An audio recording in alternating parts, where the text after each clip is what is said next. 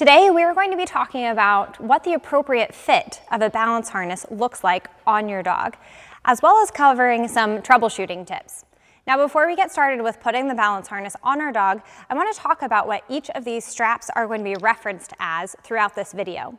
The first strap is going to be our colored strap. This one goes on top of the dog, so we'll label this the top strap. The second strap is the chest strap. This goes in between your dog's front legs and rests along their chest. This is going to be the girth strap. This goes around your dog's rib cage, and this is the neck loop. Now to put this harness on my dog, I'm going to unclip the two buckles that are on the girth strap.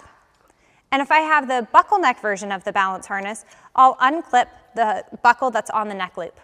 I'll clip this around my dog's neck, make sure that the colored strap is on top, feed the chest strap in between his front legs, and clip the girth strap on either side.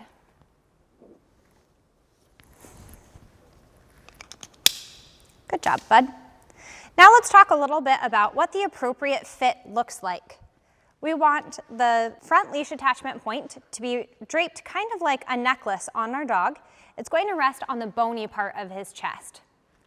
I also want the girth strap to be sitting a couple of inches behind his armpit or his elbow area.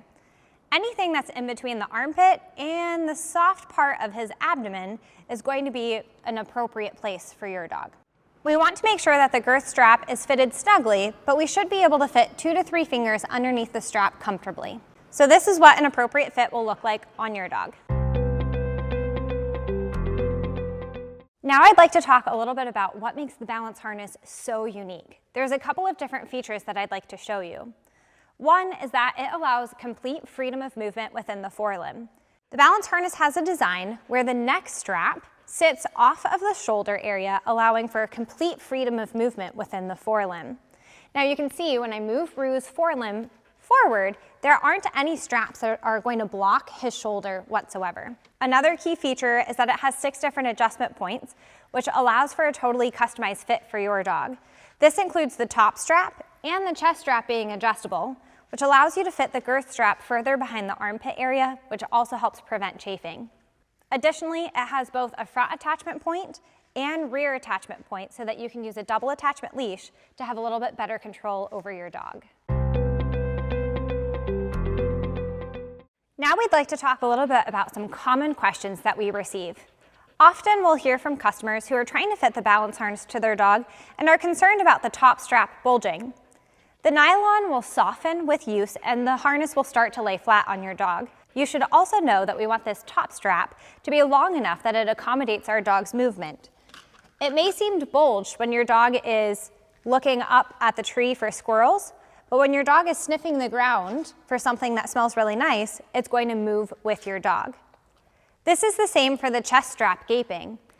If you notice that your chest strap is gaping when your dog is sniffing down towards the ground, don't worry too much about it, as we want that strap to be long enough that it accommodates the dog when they're looking up as well.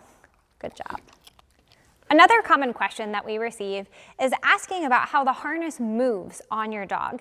Now it's important to know that the harness will move less on your dog as it picks up on the natural oils in your dog's coat. You should also know that every front attachment harness moves to one side or the other when you apply leash pressure to the front attachment point. This should not inhibit or change the functionality of the harness. You can also utilize the Blue-9 Pet Products multi-function leash that attaches to both the front attachment point and the rear attachment point of the balance harness, because that allows you to have a little bit more control over your strong puller. If you don't want your precious balance harness to end up like these chewed up pieces of mess, we have some chew prevention tips for you.